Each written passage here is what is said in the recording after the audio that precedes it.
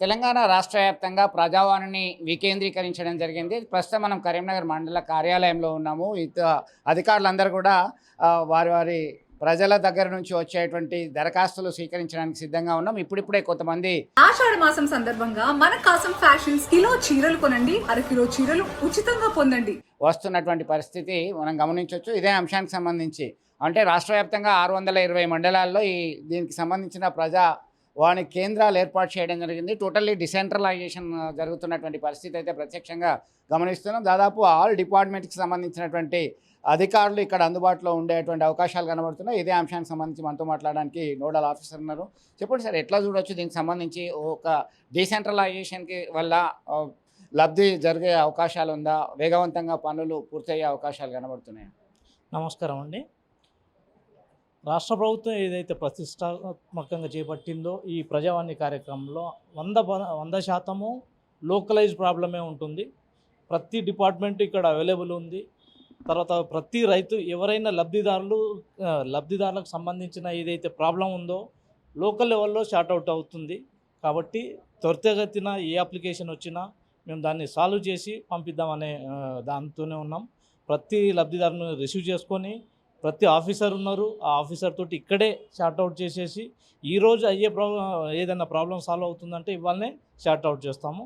లేదు 1-2 డేస్ అని అంటే వాళ్ళు ఫీల్డ్కి వెళ్ళినాక అక్కడ వెరిఫై చేసేసి దాన్ని షార్ట్అవుట్ చేసే ప్రోగ్రాంలో చేద్దామని కోరుకుంటున్నాం. సుదీర్ఘకాలం నుంచి ప్రజావాణిలో వచ్చేటువంటి వారి దగ్గర వివరాలు సేకరిస్తే అత్యధికంగా భూ సంస్కరణలకు సంబంధించి సమస్యలు అధికంగా ఉన్నాయి, రెవెన్యూ పరమైనటువంటి ఇబ్బందులు. దీనికి సంబంధించి మండల స్థాయిలో సొల్యూషన్ వచ్చే అవకాశం ఉందా, లేదంటే పై అధికారులకు మీరు పంపిస్తారా? ఇక్కడ ఎలా ఉందంటే మీరు అన్నట్టు రెవెన్యూకి సంబంధించి అంటే భూమికి సంబంధించిన ప్రాబ్లమ్స్ ఎక్కువ ఉన్నట్టున్నాయి వాటికి.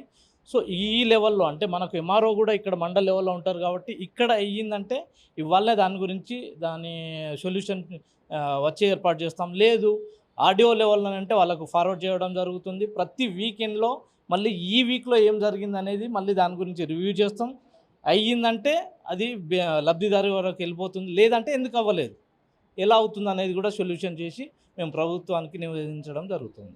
సో మొత్తం మీద ఒక క్రమబద్ధమైనటువంటి శైలిలో ముందుకు వెళ్ళేటువంటి అవకాశాలు అయితే స్పష్టంగా ఉంది. దీనికి సంబంధించి అయితే మనం చూస్తున్నాం అత్యధికంగా గత కొంతకాలం నుంచి పరిశీలిస్తే అత్యధికంగా భూ వివాదాలకు సంబంధించి, కుటుంబ సమస్యలకు సంబంధించి కుమారులకు చేసినటువంటి భూమి మొత్తం తీసుకున్న తర్వాత ఇంట్లో నుంచి గెంటేయడము, ఆ తర్వాత ఇలాంటి సమస్యలతో ఇబ్బంది పడేవారు ఉన్నారు.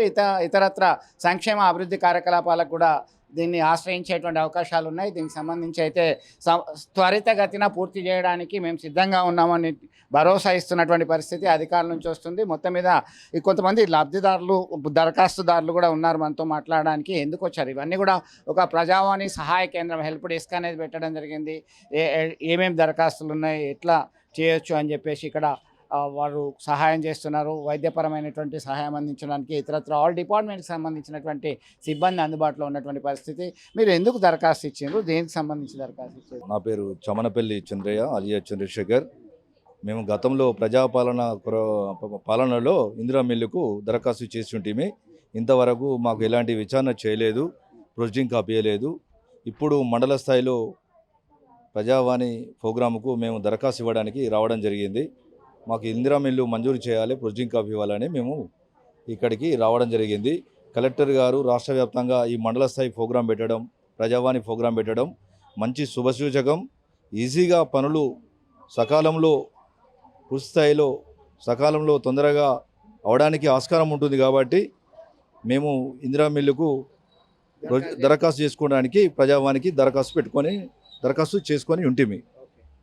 మొత్తం మీద అయితే ఇందిరమ్మ ఇంటి కొరకి దరఖాస్తు చేయడానికి వచ్చినటువంటి పరిస్థితి మాటల్లోనే విన్నాము. ఇతరత్ర అనేక ఇబ్బందులతోని, అనేక సమస్యలతోని ప్రజావాణి చుట్టూ తిరిగేటువంటి వాళ్ళకి ఈ వికేంద్రీకరణ వల్ల త్వరితగతిన వారి సమస్యలు పరిష్కారం అయ్యేటువంటి ఉద్దేశంతోనే ఈ కార్యక్రమం చేపట్టడం జరిగింది. ఇది ఇప్పుడు సమస్య పరిష్కారం అవుతుందా, లేదంటే ఎందుకు కాలేదనే దానిపైన కూడా వారు క్లారిటీ ఇచ్చేయడానికి సిద్ధంగా ఉన్నటువంటి పరిస్థితి మనం గమనించవచ్చు. వీడియో జర్నలిస్ట్ సుమంత్తో కలిసి చంద్రశేఖర్, ఆర్టీవీ, కరీంనగర్ మండల కేంద్రం నుంచి.